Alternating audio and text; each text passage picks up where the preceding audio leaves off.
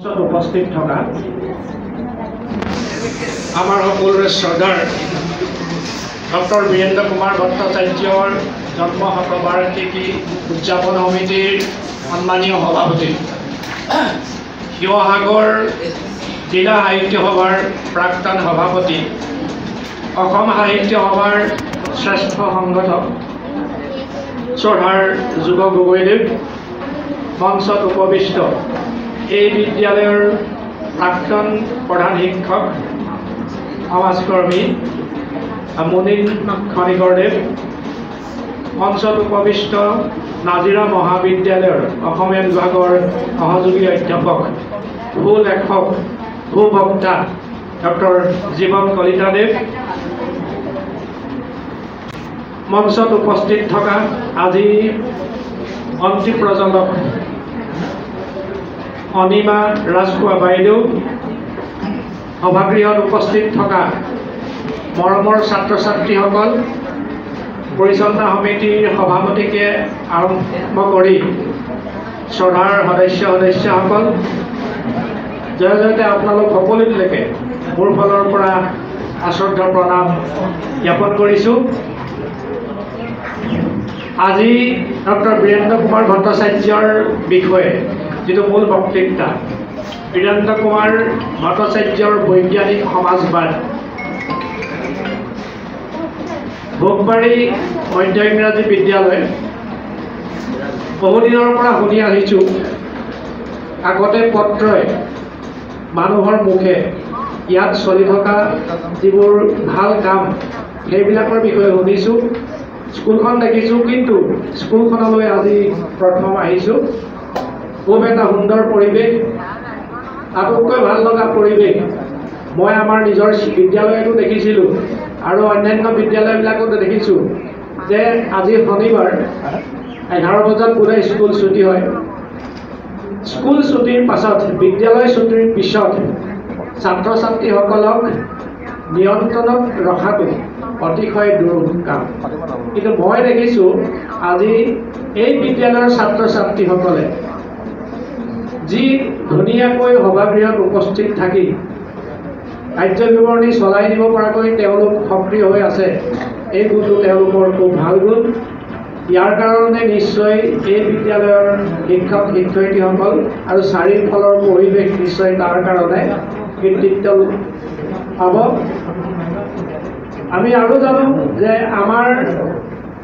খুব ধুনীয়াকৈ আমি বহুৱাম জনতাৰ দৰবাৰ, আমি বহুৱাম জনতাৰ চৰকাৰ, এই কালজয়ী কীৰ্তি বীৰেন্দ্ৰ কুমাৰ ভট্টাচাৰ্যৰ খুব সুন্দৰকৈ ছাত্ৰ ছাত্ৰীসকলে পৰিৱেশন কৰিছে। লগতে উদ্দীপ্ত বৰগোহাঁই খুব ধুনীয়া এটা কবিতা আবৃত্তি কৰিছে আৰু এগৰাকী ছাত্ৰী কণমানি তাইক এটি খুব ধুনীয়া গীত পৰিৱেশন কৰিছে। ডক্টৰ দিলীপ কুমাৰ দত্ত আমেৰিকাৰ ৰোড আইলেণ্ড বিশ্ববিদ্যালয়ৰ অংক বিভাগৰ প্ৰাক্তন মুৰব্বী অধ্যাপক। আজি 3 বছৰমানৰ আগতে তেখেত স্বৰ্গগামী হৈছে। তেখেতৰ লগত এখন সভাত বেতবাৰীত আছিল। তেওঁ তেতিয়া বেতবাৰীৰ আমাৰ চৰকাৰী স্কুলৰ ল'ৰা ছোৱালীবিলাকৰ কথা উল্লেখ কৰিছিলে যে অসমীয়া ভাষা সাহিত্য যদি কোনোবাই ৰক্ষা কৰিব ভৱিষ্যতলৈ, আমাৰ এই গাঁৱে ভূঞে থকা আমাৰ অসমীয়া মাধ্যমৰ বিদ্যালয়ৰ ল'ৰা ছোৱালীবিলাকেই ৰক্ষা কৰিব। আৰু ভোগবাৰী এই বিদ্যালয়ে আহি দত্ত ছাৰে কোৱা সেই কথাটো যে 100% শুদ্ধ, এই কথাটো মই আজি প্ৰমাণিত হৈছে। যে কি নহওক, আজি ছাত্ৰ ছাত্ৰীসকলে যি টি ভাষাৰে গীত পৰিৱেশন কৰিছে, কবিতা আবৃত্তি কৰিছে, এইটো সুৰীয়া ভাষা অসমীয়া ভাষা। এই অসমীয়া ভাষা কিন্তু ইতিহাস অতি প্ৰাচীন। পণ্ডিতসকলে মত প্ৰকাশ কৰিছে যে ভাৰতীয় 2-এটা ভাষাহে আমাৰ অসমীয়া ভাষাতকৈ প্ৰাচীন। আমাৰ অসমীয়া ভাষা ভাৰতীয় ভাষাসমূহৰ ভিতৰত এটা অতি প্ৰাচীন ভাষা। বহুতো ঘাত প্ৰতিঘাত অতিক্ৰম কৰি আমাৰ অসমীয়া ভাষাই আজিৰ অৱস্থাত উপনীত হৈছেই। কিন্তু মাজে মাজে অসমীয়া ভাষালৈ বহুতো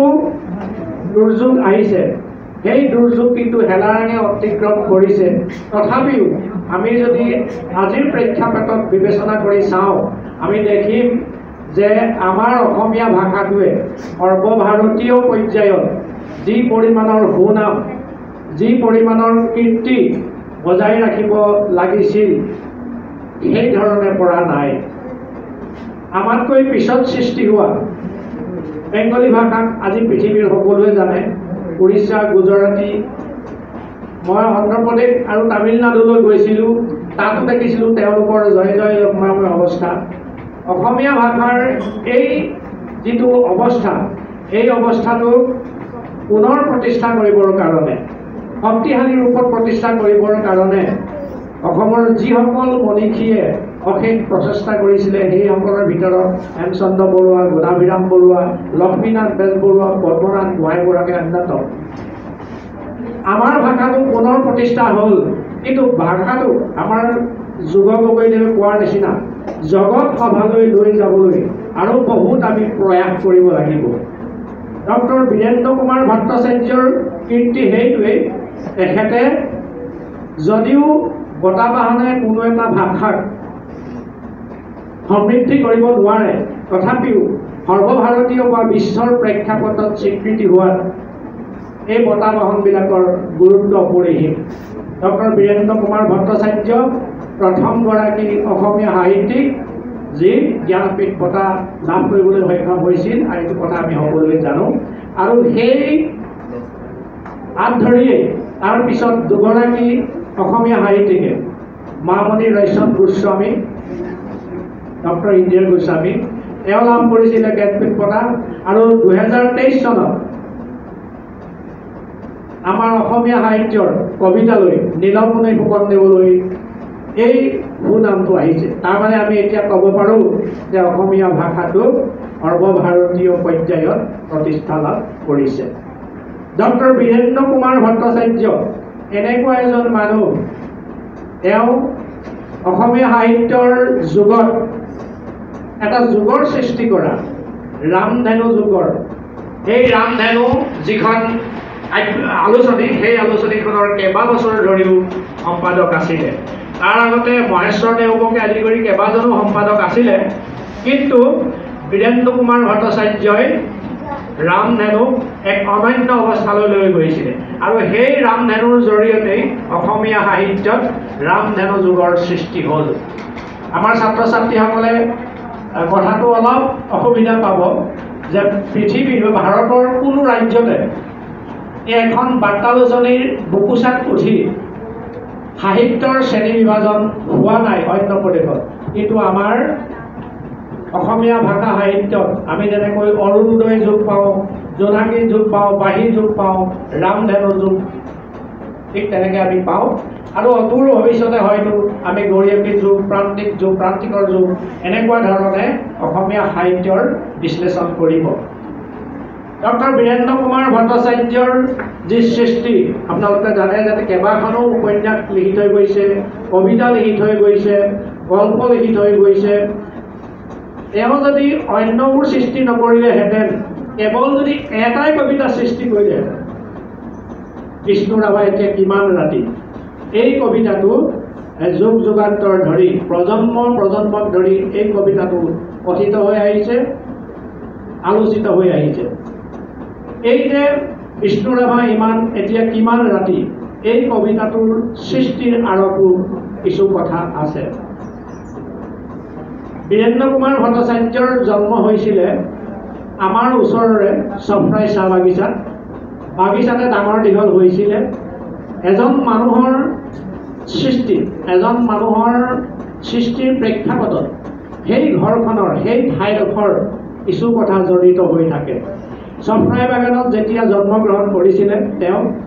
তাত এখন বেলেগ সমাজ পাইছিলে। তাত দেখিছে যে বাবুসকল আছে, বিদেশৰ চাহাবসকল আছে, বনুৱাসকল আছে, মাৰোৱাৰীৰ ডাঙৰ ডাঙৰ দোকান আছে, বঙালী বেপাৰীসকল আছে, মণিপুৰী মিস্ত্ৰীসকল আছে, আৰু আছে যাৰ দ্বাৰা বাগানবোৰ পৰিচালিত হয় এই খাটি খোৱা আমাৰ চাহ বাগানৰ সেই মানুহখিনিৰ লগত তেওঁ এটা ওতঃপ্ৰোত সম্পৰ্ক জড়িত হৈ পৰিছিলে আৰু এই প্ৰেক্ষাপটত তেওঁ যিহেতু অতি মেধাৱী আছিলে গতিকে তেওঁৰ সেই চাহ বনোৱাৰ যি জীৱন বাগানৰ যি জীৱন সেই জীৱন তেওঁ অন্তৰেৰে সৈতে উপলব্ধি কৰিব পাৰিছিলে তেওঁ যেহেতু এজন লেখক এজন সৃষ্টিশীল লেখক সেই লেখকৰ কলমেদি চাহ বাগানৰ বা ওচৰে পাজৰে থকা গাঁওসমূহৰ বা সমসাময়িক সমাজ জীৱনৰ কথা তেওঁ চিত্ৰিত কৰিব পাৰিছিলে সেইকাৰণেই বীৰেন্দ্ৰ কুমাৰ ভট্টাচাৰ্য প্ৰগতিশীল লেখক হিচাপে আমাৰ সমাজত স্বীকৃত আমি যদি চাওঁ তেওঁ বহু প্ৰবন্ধ লিখি থৈ গৈছে এটা প্ৰবন্ধ তেওঁ আছিলে যে 3জন বুঢ়া মানুহৰ মৃত্যুৰ বাতৰি এইটো 1984 চনৰ কথা তেওঁ নগাঁৱৰ চিভিল হস্পিটেলত থানু ভূঞা নামৰ এজন স্বাধীনতা যুঁজাৰু সেইজনক লগ কৰিবলৈ গৈছিলে আৰু লগ কৰিবলৈ যাওঁতে সেইজনে ক'লে এই থানু ভূঞাই ক'লে যে যাবলৈ ওলালোঁ কিন্তু ৰাম ৰাজ্যহে দেখা নাপালোঁ তাৰমানে আমাৰ ভাৰত স্বাধীনতা হোৱাৰ আগতে আমাৰ যিসকলে শাসনৰ বাঘজৰী লৈছিলে তেওঁলোকে ৰাম ৰাজ্যৰ কথা কৈছিলে মহাত্মা গান্ধীয়েও ভাৰতবৰ্ষখনক ৰাম ৰাজ্যৰ কথাৰে বিবেচনা কৰিবলৈ ধৰিছিলে কিন্তু আমাৰ দুৰ্ভাগ্য স্বাধীনতাৰ এবছৰৰ পিছত আমাৰ মহাত্মা গান্ধীয়ে এই পৃথিৱীৰ পৰা বিদায় ল'বলগীয়া হ'ল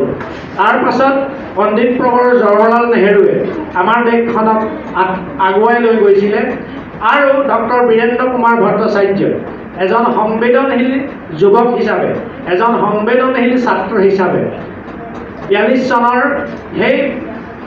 বিখ্যাত আন্দোলনত তেওঁ জপিয়াই পৰিছিল আৰু অসমৰ গাঁৱে ভূঞে তেওঁ সংগঠন কৰি ফুৰিছিল কিন্তু লাহে লাহে বিশ্বত হোৱা কিছুমান আন্তৰ্জাতিক প্ৰেক্ষাপটে তেওঁৰ মন লাহে লাহে কংগ্ৰেছৰ পৰা আঁতৰি আহি ছ'চিয়েলিষ্ট বা সমাজবাদৰ ফালে ঘূৰিবলৈ ধৰিলে তাৰ নেপথ্যটো কিছু কাৰণ নথকা নহয় আমাৰ 1977 চনৰ কথা এজন বিখ্যাত জীৱনীকাৰ নন্দ তালুকদাৰ আমাৰ ছাত্ৰ ছাত্ৰীসকলে শুনা নাই বোধহয় নন্দ তালুকদাৰে এবাৰ ৰাস্তাত ডক্টৰ বীৰেন্দ্ৰ কুমাৰ ভট্টাচাৰ্যক লগ পালে এতিয়া সুধিলে ছাৰ এতিয়াতো জনতা চৰকাৰ আৰু 1977 চনত ভাৰতবৰ্ষত জনতা চৰকাৰ প্ৰতিষ্ঠিত হৈছে এতিয়াতো জনতা চৰকাৰ ক'তা আপোনাৰ গানটো যে আমি বহুৱাম জনতাৰ দৰবাৰ আমি বহুৱাম জনতাৰ চৰকাৰ এই গানটো যে পৰিৱেশন হোৱা নাই কথাটো কি এতিয়া কিন্তু বীৰেন্দ্ৰ কুমাৰ ভট্টাচাৰ্যই ক'লে হয় আমি জনতাৰ চৰকাৰ বহুৱাইছোঁ হয় কিন্তু আমি জনতাৰ দৰবাৰ বহুৱাব পৰা নাই বীৰেন্দ্ৰ কুমাৰ ভট্টাচাৰ্যৰ সেই দৃষ্টিভংগী তেওঁৰ সমগ্ৰ সাহিত্যত প্ৰতিফলিত হৈছে জয়প্ৰকাশ নাৰায়ণ আৰু ৰামমোহন লোহিয়া এই দুজন ৰাজনৈতিকভাৱে বীৰেন্দ্ৰ কুমাৰ ভট্টাচাৰ্যৰ গুৰু আছিলে সেই দুইজনেই ছ'চিয়েলিষ্ট পাৰ্টিৰ সদস্য আছিলে এতিয়া ইয়াত এটা প্ৰশ্ন আহে যে আমি সমাজবাদ বা সমাজবাদী বৈজ্ঞানিক সমাজবাদ বৈজ্ঞানিক মানেনো কি আমাৰ ছাত্ৰ ছাত্ৰীসকলে জানে যি বিজ্ঞান পঢ়ে বিজ্ঞানৰ যি ধ্যান ধাৰণা অৱলম্বন কৰিব পাৰে বা যাৰ দৃষ্টিভংগী বিজ্ঞানৰ দৃষ্টিভংগীৰ লগত মিলে সেইটোৱে হ'ল বৈজ্ঞানিক বৈজ্ঞানিক হ'বলৈ হ'লে এজন মানুহ যে বিজ্ঞান পঢ়িবই লাগিব সেইটো কথা নহয় বৈজ্ঞানিক দৃষ্টিভংগী হ'ল মানুহজনৰ ব্যক্তিজনৰ দৃষ্টিভংগী গতিকে এজন উচ্চ শিক্ষিত বিজ্ঞানৰ মানুহো বৈজ্ঞানিক মনোভাৱ সম্পন্ন নহ'ব পাৰে কিন্তু আনহাতে এজন খেতিয়ক ভোজা খেতিয়কো বৈজ্ঞানিক মনোভাৱ সম্পন্ন হ'ব পাৰে আমি পালোঁ তেতিয়াহ'লে সমাজবাদ কি সমাজবাদ আৰু যিটো সাম্যবাদ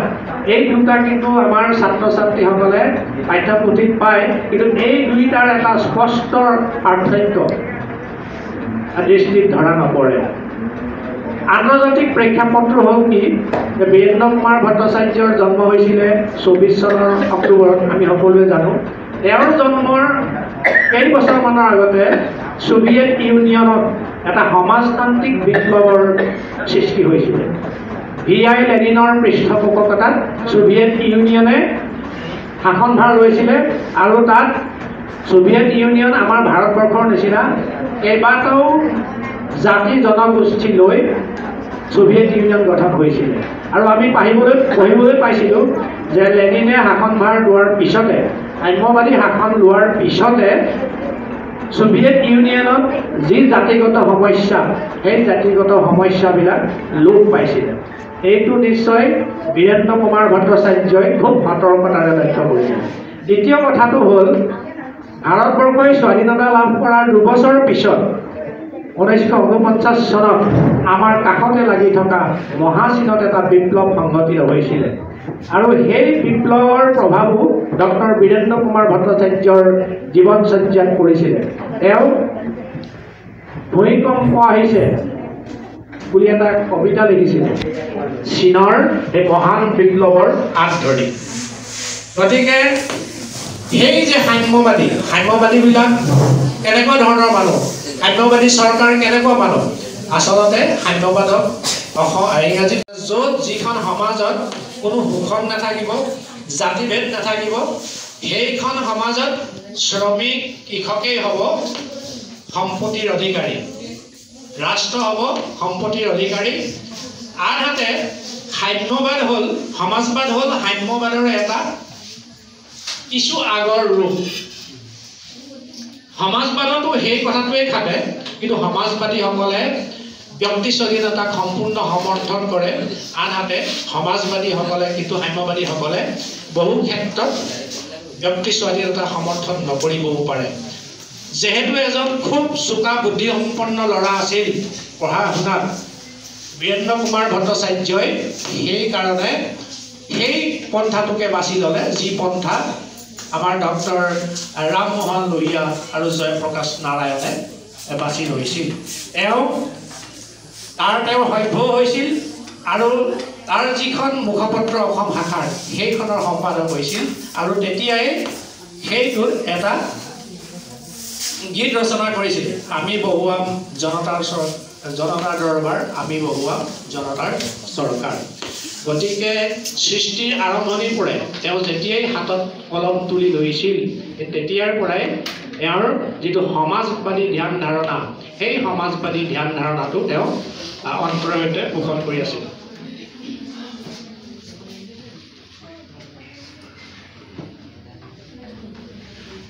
আমি যদি কবিতাৰ ক্ষেত্ৰখনলৈ যাওঁ, আমি প্ৰথমে দেখিম যে তেওঁ যিটো বিখ্যাত কবিতা বিষ্ণু ৰাভা এতিয়া কিমান ৰাতি, বিষ্ণু ৰাভা এতিয়া কিমান ৰাতিত বীৰেন্দ্ৰ কুমাৰ ভট্টাচাৰ্যই কৈ গৈছে যে বিষ্ণু ৰাভা এতিয়া কিমান ৰাতি, তোমাৰে আমাৰে বিহু সন্মিলন হ'বলৈ বেৰি নাই, হিয়া হালধিৰে দেশ মন ধুই আমি গোট খাম নৱজীৱনৰ পুৱা, বিষ্ণু ৰাভা ঔৱা ঘূৰণীয়া বেলি ৰঙা মুখ ফুটে সঁচা আবেগৰ। আপোনালোকে প্ৰতীক চিহ্নটো চাবচোন, যে বিষ্ণু ৰাভা সৌৱা ঘূৰণীয়া বেলি। আমি সাধাৰণতে এই যিটো আমাৰ বেলিটো বিপ্লৱৰ প্ৰতীক হিচাপে গ্ৰহণ কৰা হয়। বিষ্ণু ৰাভা আমি জানো, বিষ্ণু ৰাভাৰ আদৰ্শ আছিলে যে এখন শোষণবিহীন, জাত পাতবিহীন জনতাৰ এখন চৰকাৰ হওক। এইকাৰণে তেওঁ ভাৰতীয় বিপ্লৱী কমিউনিষ্ট পাৰ্টীত যোগদান কৰি তেওঁ গোটেই জীৱন সেই আদৰ্শৰ লগত সংগ্ৰাম কৰি গ'ল। গতিকে সেই বিষ্ণু ৰাভাৰ বিষয়ে কবিতা লিখি তেওঁ বীৰেন্দ্ৰ কুমাৰ ভট্টাচাৰ্যই নিজৰ দায়বদ্ধতাৰ কথা প্ৰমাণ কৰি গ'ল। তাৰপিছত যদি আমি চাবলৈ যাওঁ, তেতিয়াহ'লে আমি দেখিম যে এটা সময়ত দক্ষিণ আফ্ৰিকাত যিসকল নেগ্ৰো, তেওঁলোকে বৰ্ণবাৰ্ণী বৈষম্যৰ বলি হ'ব লগা হৈছিল। বহু অত্যাচাৰ সহ্য কৰিবলগীয়া হৈছিল আৰু তাৰ কাৰণে নেলছন মেণ্ডেলাই ৫৯ বছৰ জেলত থাকিবলগীয়া হৈছিল আৰু শেষত নেলছন মেণ্ডেলাৰ যি আন্দোলন যি সপোন সেই সপোন তেওঁ পূৰণ হ'ল তেওঁৰ জেলৰ পৰা ওলাই আহিবলৈ সক্ষম হ'ল আৰু দক্ষিণ আফ্ৰিকাত এখন জনতাৰ চৰকাৰ প্ৰতিষ্ঠা কৰিবলৈ সক্ষম হ'ল সেই নেলছন মেণ্ডেলাক উপলক্ষ কৰিও তেওঁ এটা কবিতা লিখিছিলে কবিতাটোৰ নাম হ'ল আফ্ৰিকা আফ্ৰিকাৰ সকলোটো নদী গৰজি উঠিছে অৰণ্যৰ নিৰ্জীৱ শান্তিৰ শোভা বিস্ফোৰিত হ'ল এতিয়া জ্বলিছে জুই লুণ্ঠনকাৰীৰ চুঙে চুঙে মই জানো এই সূৰ্যপ্ৰিয়া কৃষ্ণভূমি শীঘ্ৰে হ'ব লুণ্ঠনবিহীন মানুহৰ কুৰুক্ষেত্ৰ হ'ব এক মুহূৰ্তৰ ৰঙেৰে উত্তপ্ত এই সকলোতে আমাৰ মেহনতি জনতাৰ সাধাৰণ জনতাৰ কৃষক শ্ৰমিকৰ পক্ষে বীৰেন্দ্ৰ কুমাৰ ভট্টাচাৰ্যই তেওঁৰ কবিতাবোৰ ৰচনা কৰিছিলে তাৰপিছত তেওঁৰ চীনক লৈ যিটো কবিতা আছিলে সেই কবিতাটো আছে বৰ ভূমিকম্প শুনিছোঁ কঁপনি এছিয়াত বৰ ভূমিকম্প অনুভৱ কৰিছানে বাৰু মাটিৰ নতুন গীত নৱচন্দ্ৰৰ সুৰ নৱমানৱ পাহাৰ আগুন জুৰি সৃষ্টিৰ প্ৰয়াস হেজাৰ হাতৰ আমাৰ পৰা উতলাই চকু দিশে আশা বিয়পায় ইয়াতো তেওঁ সেই আশাৰ কথা কৈছে তেওঁ কবিতাৰ যোগেদি এটা সময় আছিল যেতিয়া আমাৰ অসমীয়া সাহিত্যত আমাৰ প্ৰথম চোৱা সেইটোক আমি ৰোমান্টিক যুগ বুলি ক'ব পাৰোঁ এই ৰোমান্টিক কবিতাৰ যুগটো কি মানুহে কেৱল ফুল তৰা গান বা নিজৰ ব্যক্তিগত সুখ দুখ এইবিলাক কথা কবিতাৰ মাধ্যমেৰে প্ৰকাশ কৰিছিলে আৰু সেই কবিতাবিলাক সেই সময়ৰ অসমত যথেষ্ট জনপ্ৰিয়ও হৈছিল উদাহৰণস্বৰূপে গণেশ গগৈৰ কবিতাসমূহ যিবোৰ কবিতা খুব ব্যক্তিগত ভাৱনাক লৈ লিখা কবিতা আজিনো আহিলা তুমি কাক চাবলৈ জীৱন প্ৰদীপ এই নমাই যাওঁ যাওঁ বেছি পৰ নাই আৰু শেষ হ'বলৈ খুব ধুনীয়া কবিতা কিন্তু তাত ব্যক্তিগত কোৱা নোকোৱা হাস ফুটা এইবিলাকৰ কথাহে সেই কবিতাবিলাকত আছে আৰু সেই তেনেকুৱা ধৰণৰ কবিতাই অসমীয়া ভাষা সাহিত্যৰ সৃষ্টি হৈছিল আৰু তাৰ কাৰণে অসমীয়া ভাষা সাহিত্যৰ উত্তৰণ স্থবিৰ হৈ গৈছিল কিন্তু বীৰেন্দ্ৰ কুমাৰ ভট্টাচাৰ্যই যি ৰামধেনু আলোচনীখনৰ সম্পাদকৰ দায়িত্ব ল'লে এতিয়া কিন্তু তেওঁ এই আমাৰ যি ৰোমান্টিচিজম সেই ৰোমান্টিক ধাৰাটো সলনি কৰিবলৈ আগবাঢ়ি আহিলে তেওঁ এটা প্ৰবন্ধ লিখিছিলে গণেশ গগৈৰ কবিতাৰ সম্পৰ্কত মই পাহৰিছোঁ মৰা মানুহৰ কিবা এটা আছিলে তেওঁ গণেশ গগৈক সমালোচনা কৰিছে খুব আৰু সেই তেতিয়াৰ পৰাই ইয়াত ৰামধেনু আলোচনীত লাহে লাহে যিটো জনমুখী কবিতা বা জনমুখী লেখা প্ৰবন্ধ এইবিলাক প্ৰকাশ পাবলৈ ধৰিলে ইয়াৰো এটা কাৰণ নথকা নহয় আমাৰ অসমীয়া লিখকসকল এই অসমীয়া লিখকসকলে তেওঁলোকৰ যিটো কাব্য চৰ্চা সেই কাব্য চৰ্চাটো ইংৰাজীৰ মাধ্যমেদি পোনে পোনে আমাৰ অসমীয়া ভাষা তেওঁলোকে লোৱা নাছিলে তেওঁলোকে ওচৰৰে চুবুৰীয়া বংগদেশ যেহেতু সাহিত্যৰ ক্ষেত্ৰত বহুখিনি আগবঢ়া বিশেষকৈ কবিতাৰ ক্ষেত্ৰত 1913 চনতে তেওঁলোকে কিন্তু ৰবীন্দ্ৰনাথ ঠাকুৰে গীতাঞ্জলি কবিতা পুথি লিখি নোবেল পুৰস্কাৰ পাবলৈ সক্ষম হৈছিলে গতিকে সেই বঙালী কবিতাৰ মাধ্যমেৰে তেওঁলোকে অসমীয়া কাব্য চৰ্চা কৰিবলৈ ধৰিলে কিন্তু বীৰেন্দ্ৰ কুমাৰ ভট্টাচাৰ্যই দেশ বিদেশৰ কবিতা পঢ়ি ইংলেণ্ডৰ T.S. এলিয়ট এজৰা পাউণ্ড আদি এনেকুৱা লেখকৰ কবিৰ কবিতা পঢ়ি তাৰ ভাৱধাৰা আমাৰ অসমীয়া কবিতালৈ তেওঁ বুৱাই আনিবলৈ সক্ষম হৈছিল গতিকে অসমীয়া ভাষা সাহিত্যত কবিতাৰ ক্ষেত্ৰতে হওক বা বিভিন্ন প্ৰবন্ধ বা গল্পৰ ক্ষেত্ৰতে হওক এটা নৱযুগৰ সূচনা হ'ল সেই ৰামধেনু সাহিত্যৰ যোগেদি তাৰপিছত যেতিয়া আমাৰ কবিসকলে বা আমাৰ সাহিত্যিকসকলে বাহিৰৰ জগতখনৰ লগত পৰিচয় হ'বলৈ সুবিধা পালে এতিয়া অসমীয়া সাহিত্যটো এই নতুনত্বৰ এটা ঢৌ আহিবলৈ ধৰিলে আৰু সেই ঢৌ আমি দেখি আহিছোঁ যে নতুন নতুন সংজ্ঞাৰে নতুন নতুন প্ৰতিষ্ঠাৰে আমাৰ অসমীয়া সাহিত্যত সেই ঢৌ আহিছে কাৰণ সেই তেতিয়াই সুকান্ত ভট্টাচাৰ্যই লিখিছিলে যে ক্ষুধাৰ ৰাজ্যে পৃথিৱী গদ্যময় পূৰ্ণিমাৰ চাপ যেন ঝালচানৰ ৰুটি বাংলা ভাষাত যদি তেতিয়াই ৰচিব পাৰে মানে যিখন দেশত এই ভোকটো এটা ডাঙৰ সমস্যা সেইখন দেশত কবিতা কিন্তু কবিতা হৈ থাকিব নোৱাৰে কবিতাই গদ্য ৰূপ লয় পূৰ্ণিমাৰ চাপ যেন ঝালচানৰ ৰুটি এজন ভোকাতুৰ মানুহক যদি আমি কওঁ যে পূৰ্ণিমাৰ জোনটো সেইটো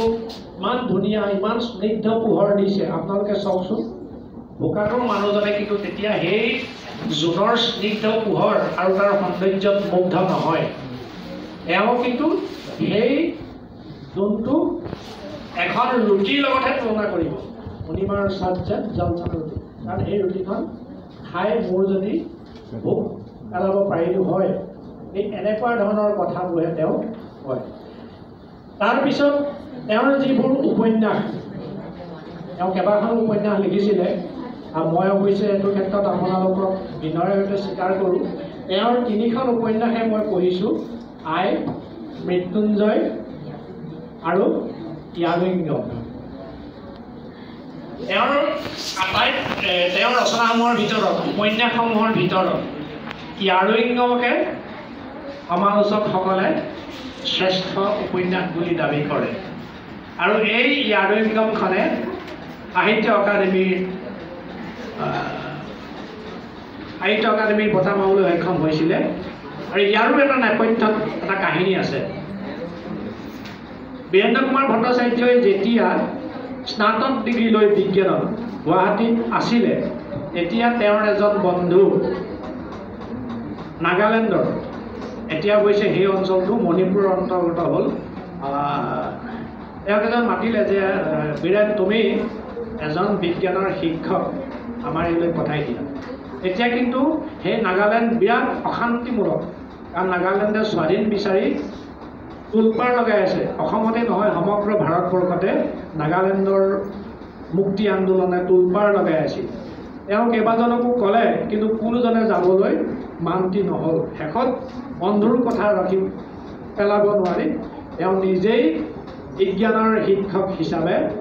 সেই টাংফুল নগাসাগৰৰ মাজত উখৰুল বুলি কয় এতিয়া সেই উখৰুল ডিষ্ট্ৰিক্ট মণিপুৰৰ ভিতৰত আছে তালৈ গ'ল আৰু তাত শিক্ষকতা কৰিলে আৰু শিক্ষকতা কৰাৰ পিছত সেই নগা সমাজৰ কথা সেই নগাসকলেনো কেনেকৈ নগা সমাজৰ জাতীয়তাবাদৰ উত্থান কেনেকৈ নাগালেণ্ডে বিচ্ছিন্নতাবাদী